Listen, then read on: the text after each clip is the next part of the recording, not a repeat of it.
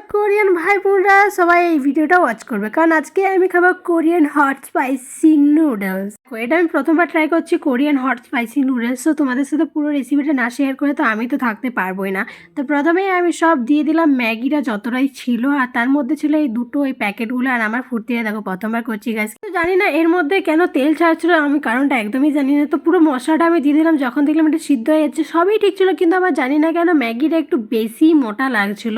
যখন আমি পুরো ম্যাগির মশলাটা দিচ্ছিলাম তখন মনে হচ্ছিলো এই মশলাতে মনে হয় আমার 3-4টা ম্যাগি হয়ে যেত। তো যাই হোক, এর গন্ধটা প্রচণ্ড ঝাঁঝালো গন্ধ ছিল, যেটা আমার নাকটা তো পুরো একদম মানে কি বলবো অবস্থা খারাপ হয়ে গেছিলো। আর এখানের মধ্যে ছিল এই সসটা বলবে এতটা লাল ছিল যে বলার ছিল না কিছু। দেওয়ার পর আমি একটু নুন দিয়েছিলাম, যেটা আমি দেখাতে ভুলে গেছি। সো গাইস, এটাকে ভালো করে আমি শুকনো করে নেবো। দেখতে পাচ্ছি পুরোপুরি শুকনো হয়ে গেছে, যখন জলটা পুরোপুরি মরে গেছে। আর এটা আমার রেডি হয়ে গেছে এখন হট স্পাইসি নুডলস। গাইস, আমি প্রথমবার এখন খেতে যাচ্ছি, আমি এটা ট্রাই করবো। আমার জিভেতে একদম জল আসছে। আর এটা খাবার পর গাইস এতটা ঝাল ছিল আর খেতে টেস্টি দারুণ ছিল। ভিডিওটা কেমন লাগলো অবশ্যই কমেন্ট করে জানাও।